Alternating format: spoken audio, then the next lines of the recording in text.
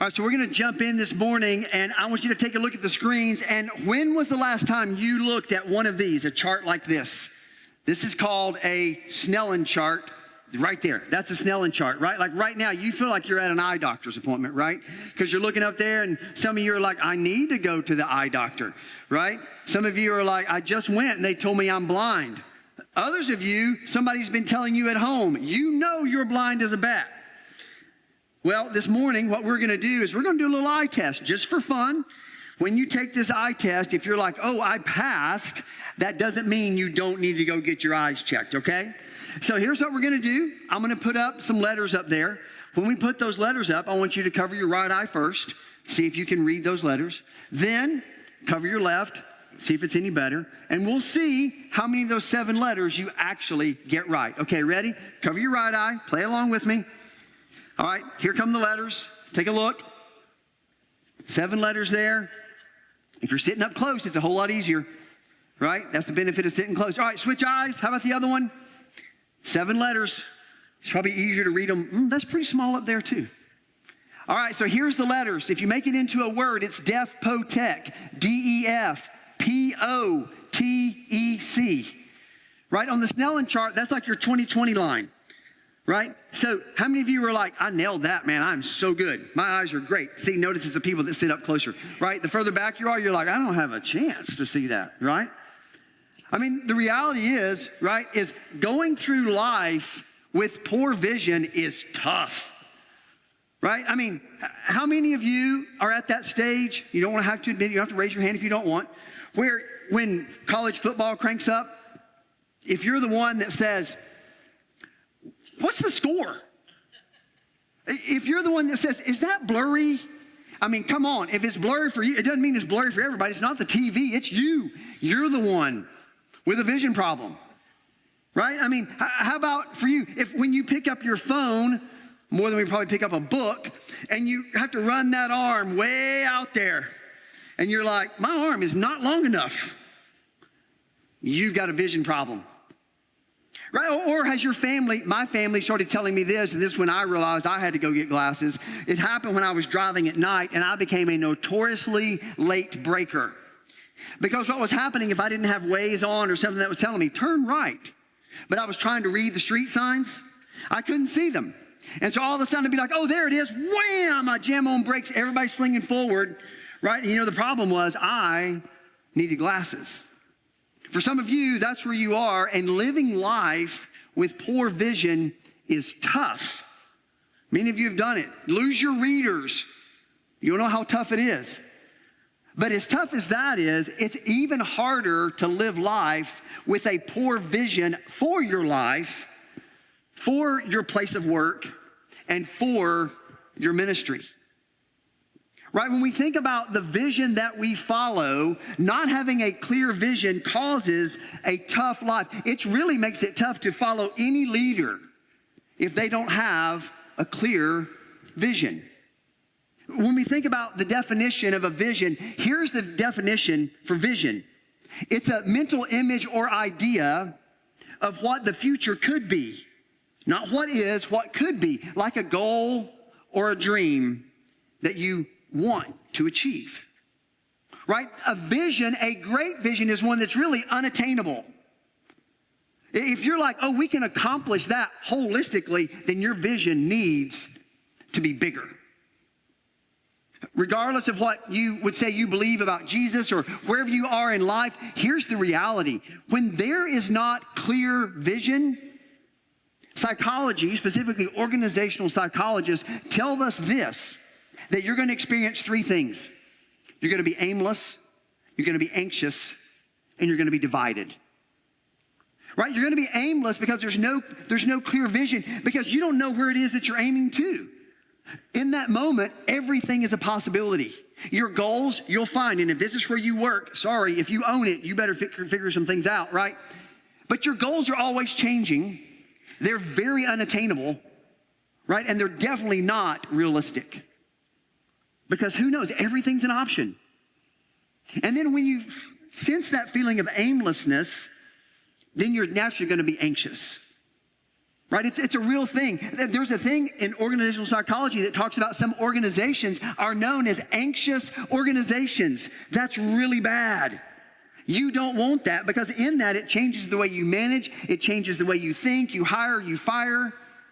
On a personal level, when we experience that lack of vision, we experience fear, right? We experience sense of uneasiness. We create defense mechanisms, but they really don't help. And then through all of that, we end up being divided. I mean, think about this. When you're divided, you can't be pulled together because you're all going off in different directions. Like, here's a great way to think it through. Imagine when we started to sing this morning. We put one song on that screen, one song on that screen, one song on that screen, and then Anna sang a totally different song and the band played a different one. That's 5 different directions. And you think, well, companies aren't that bad, are they? Some are. Our lives aren't that bad, are they? Sometimes. Right? When we do not have clear vision, we're going to feel those things. Now, generally, it's not in every area of your life, but it's in some areas of your life.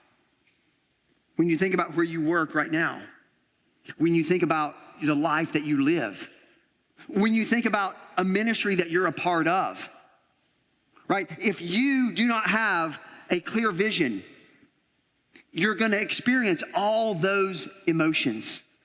You're not going to want to follow it. You're not going to want to stick with it. Ultimately, we all want change. And the beautiful thing is that change is possible. In our current series, we're calling Level Up. We're going to look at ways that we can change our lives. We're going to look at ways that when we experience this sense of aimlessness, anxiety, divided from a lack of vision, we're going to look at not just that, but many other ways that we can look at the experiences in our life. We can look at the opportunities in your life. Now, we can't take those one by one. What I'm saying is each of us are going to be looking at, okay, what God are you bringing into my life? What God is it that is impacting me, that the world throws at me, that I cause on my own, that we can look at and determine how can we take those and live a more Christ-like life? Because life's going to keep coming at us. Our option is to take it, decide what we do with it, and level up and live a more Christ-like life in it and through it, or to just throw our hands up and say, I quit. Now, I know for some of you who would say that, hey, you're referencing this Christ-like life thing, and you would say, that's really not me. I've never put my trust in Jesus. I'm not even sure what that phrase even means. We're glad you're here. If you're watching online, thanks for jumping in. And if that's you, here's what I would encourage you to do. Your step to level up is just to keep coming back. Keep coming back next week and go, I don't know that I believe everything he said, but could I find, and I believe we can find this in this series, and I believe this is for all of us, could you find increased hope, increased peace, increased fulfillment in your life through Jesus? For those of us that have put our trust in him, that's my prayer for you. For those of you who've said, I'm not there yet, that's my prayer for you. Because let's face it, with everything that goes on in life, if we're not part of a vision that is bigger than us, life can just feel kind of meaningless and mundane. Have you thought about that? I mean, here's a little perspective. If you got kids, school starts. You got to get the kids up, get their clothes on them or somewhere close to that, feed them some food, get them a lunch or something or some money. You got to get them in the car. You got to get them to school. Then you're going to go to do your job or whatever you do. Then you go pick them up. Then you figure out dinner. Then you do homework. Then if you're married, you at least say hello to each other for 2 seconds. And then you go to bed. And then you get up and do it all over again. And that doesn't even count taking out the trash, unloading the dishwasher, doing laundry, going to get groceries, right? All those other things. And if we're not careful, if we get so myopic into our own life, we begin to think that life is just mundane and meaningless. And why are we doing this? For those of us that don't have kids, just take out the kid part, right? And that's what our life can feel like. But when we're tied to something that's bigger than us, a vision that is bigger than ourselves, it begins to make us see that we are significant, that we can have an impact, and that we are making a difference in the world around us. 21 years ago, myself, my wife Amy, and a group of us, we moved to Dothan. We wanted to bring this vision that we knew was way bigger than us. I shared with someone this morning, sometimes you just have to jump out of an airplane, not literally, metaphorically, without a parachute and pray that God gets you to the ground safely. That's what it felt like at times when we left and moved here to be a part of what God is doing in Wiregrass Church. Right? But we had this vision that we believed in, this vision that we had seen work, and we said, we want to share this with other people. See, what we knew is that Dothan didn't need another church. I mean, how many churches did you pass to get here this morning? A bunch.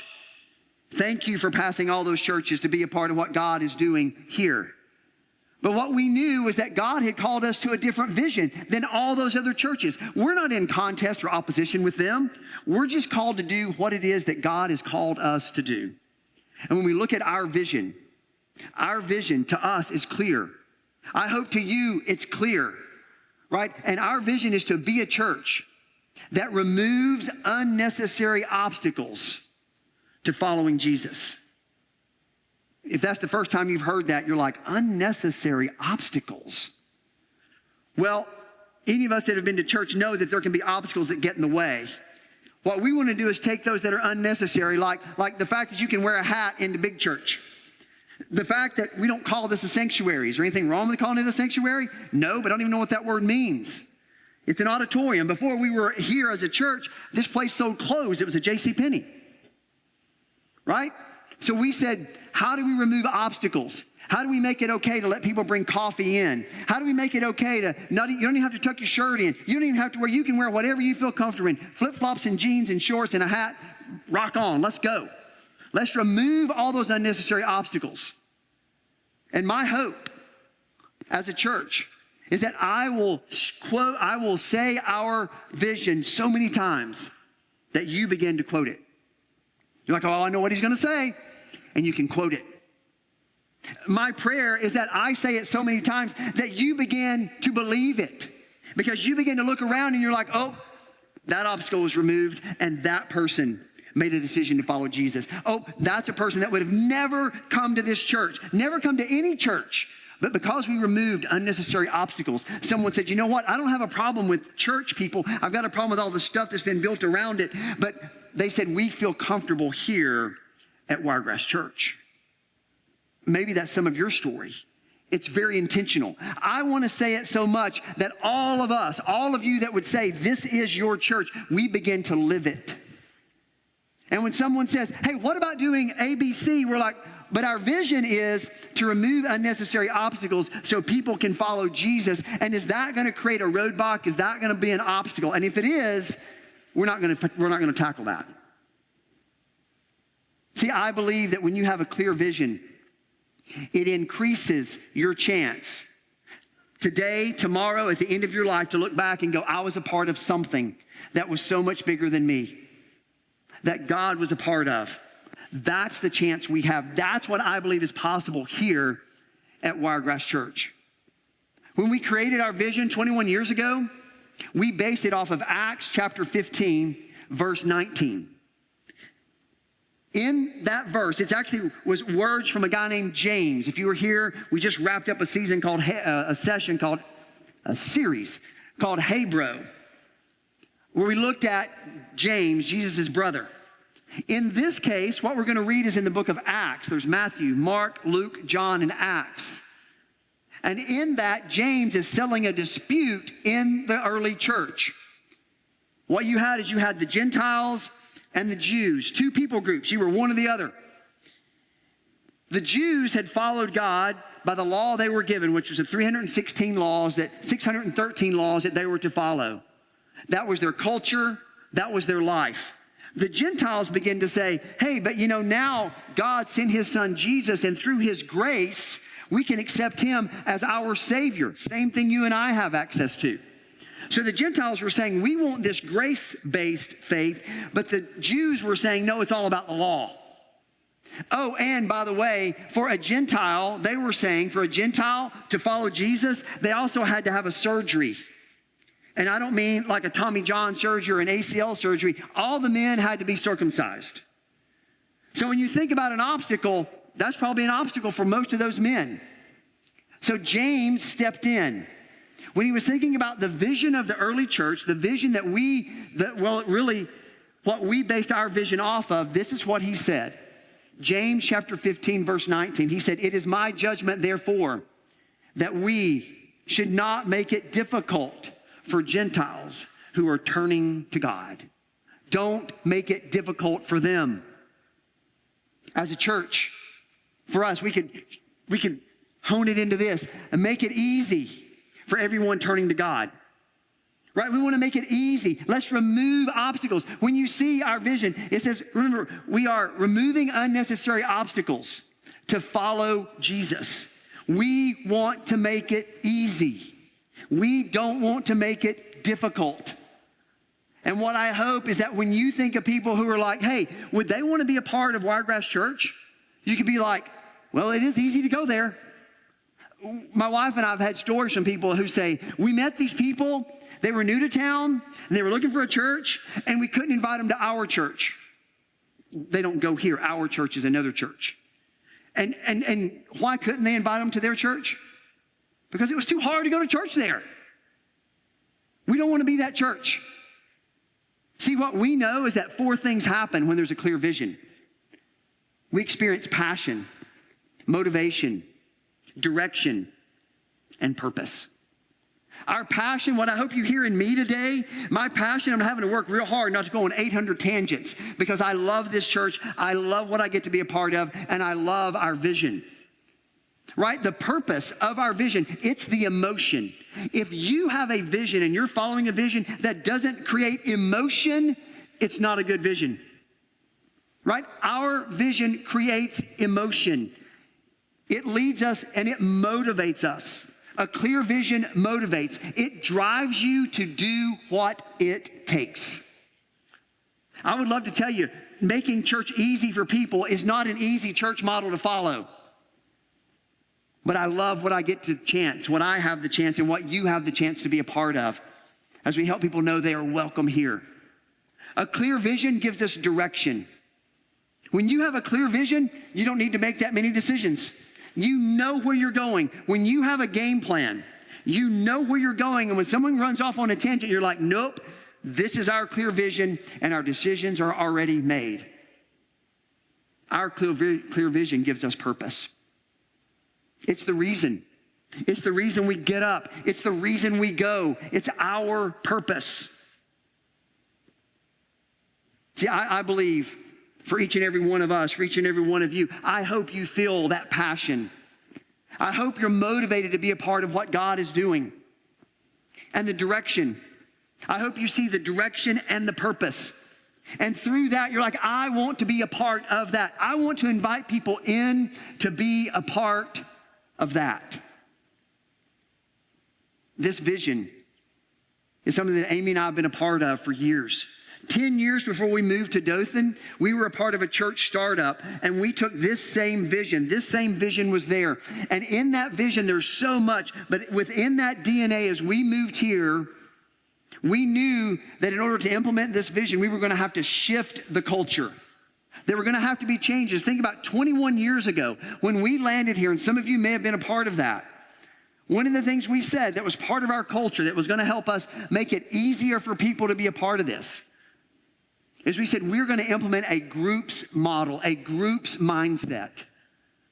Again, if you're new, our groups are those, they circle up during the week. We call them community groups. They circle up during the week. The group that Amy and I lead, one of those groups, we're talking about the messages, what we gain out of this, right? How is it helpful? We challenge each other. We dig deeper to say, okay, how do we put that into application? What do we do with that? The other group we lead, it's a topical study, right? But for us, groups have been a part of what we do. When we redesigned this building, it's intentional that there are no individual Sunday school rooms because for us, we believe life change happens best in a group, in a home, right? No matter how much we try, when you walk into the church building, you kind of feel like you got to be church. But when I walk into someone's home and I've had a rough day, it's okay if I'm coming in shorts, a t-shirt, I'm a little sweaty, I've got a hat on and my Birkenstocks, and I just want to plop down and take a minute to exhale. I've just not found a place that I can really do that on a Sunday morning in this building. Right? So we said, to make it easy for us to grow in our relationship with Jesus, we are going to make sure our groups are what's important. I'm excited for where we are in the life of Wiregrass Church. Many of you may know Jeremy Davis. He's been on our staff now for 3 years. He and I love getting to work with Jeremy. He's shifting, and he's going to be our discipleship pastor. He actually is already in it. He still has a foot in students, helping get everything going still in there. But I love that we're putting an extra focus. We are leveling up what it looks like in our group's model. And we want you to take a step and be a part of that. One of the things we count here, it's a number of people in groups. It's not salvations, it's not baptisms. I can't control salvations. I can't control when you put your trust in Jesus. I can create a space, right? But the thing is, we do believe we can count people who move into a group, and we can have a goal for that. We talk about our mission. Our mission is to help people take a next step so they can grow in their relationship with Jesus. Our hope is that you'll take a step. Because what we find is that when you circle up into a community group, you have this group of people who you're going to have the chance to do life with. What you find there is this structured, intentional group that will have conversations on a level that is totally different than any other group of people. That my experience has been over 30 years of being in groups.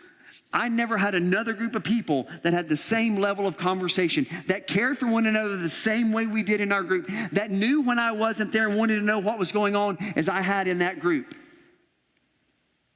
That's what we want. Deep down, we all crave being in a community that is smaller than just sitting in here in rows. As I think about this season where we crank up groups again, right, I want to share with you 3 things to help set your expectations. If you're on the fence and you're kind of like, I'm not so sure that we want to do that, I'm not so sure that that's the right step for me, I just want to share 3 things that 30 years of experience has shown Amy and I. And my hope is that as you think about how do you be a part of what God's doing, right, that this will help you go, that is what I needed to hear so that you would take a step. The first is this.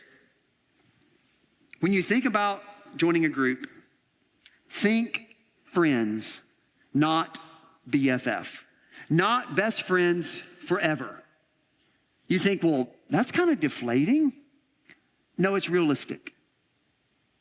30 years, Amy and I had one couple that we were in community group with for 5 years.